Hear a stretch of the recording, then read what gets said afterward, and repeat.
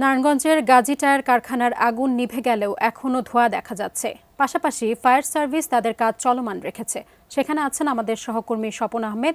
এই মুহূর্তে সরাসরি যুক্ত হচ্ছি তার সঙ্গে। স্বপন, নিশ্চয়ই শুনতে পাচ্ছেন আমাকে। আগুন লাগার আসলে ঘটনায় সেখানে আসলে হতাহতের এই মুহূর্তে কোনো খবর পেয়েছেন কিনা নতুন করে? আর যেহেতু ধোঁয়া এখনও দেখা যাচ্ছে, সেক্ষেত্রে আসলে এই মুহূর্তে পরিস্থিতি কেমন দেখছেন সেখানে?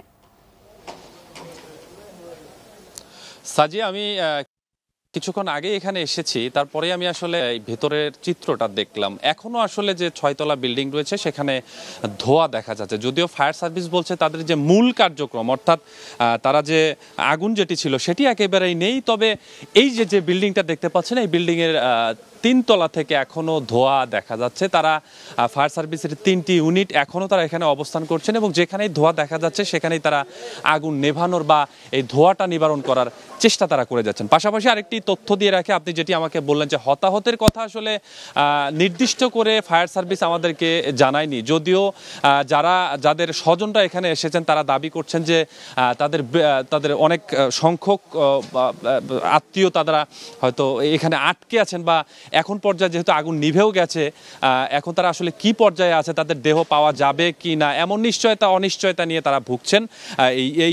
যাদের আত্মীয় স্বজন এখানে আটকে আছেন বলে দাবি করছেন। তবে ফায়ার সার্ভিসের কাছে আমি একটি প্রশ্ন করেছিলাম যে এই যে তারা দাবিটা করছেন এটি আসলে কতটুকু সত্য বা কতটুকু নিশ্চিত হতে পেরেছেন এই ফায়ার সার্ভিস। তবে তারা আমাকে জানিয়েছেন যে ফায়ার সার্ভিস গতকালকেও 5 তলা পর্যন্ত গিয়েছিলেন এবং সর্বশেষ তারা আসলে কোনো দেহ বা কেউ আহত হয়ে আছে বা দেহ এরকম তথ্য তারা কেউ পাননি।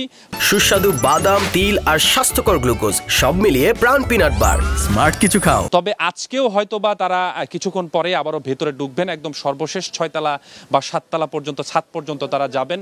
যাওয়ার পরে যদি কোনো দেহ বা কোনো কিছু পেয়ে থাকেন তারপরে তারা আমাদেরকে সর্বশেষ আপডেটটা জানাবেন। সাজিয়া, বলতে হয় যে আগুন এখনো নিভে গেলেও ধোঁয়া এখনো রয়েছে, তবে ফায়ার সার্ভিস তাদের কাজ চলমান রয়েছে। পাশাপাশি আত্মীয় স্বজন যাদের হারিয়েছে তারা দাবি করছেন তারাও অবস্থান করছেন তাদের আত্মীয় স্বজনের জন্য, বিভিন্ন জায়গায় অবস্থান করছে। আরেকটি বিষয় বলে রাখি, এই যে কারখানায় আগুন দেওয়া হয়েছে বিভিন্নভাবে কিন্তু এই কারখানা থেকে যে জিনিসপত্র সেগুলো যেন উৎসুক জনতা নিয়ে না যায় সেজন্য কিন্তু প্রশাসন ব্যাপকভাবে তৎপর রয়েছে। সাজিয়া, এই ছিল এই গাজী টায়ার কারখানার সামনে থেকে বা ভেতর থেকে আমার কাছে সর্বশেষ অবস্থা।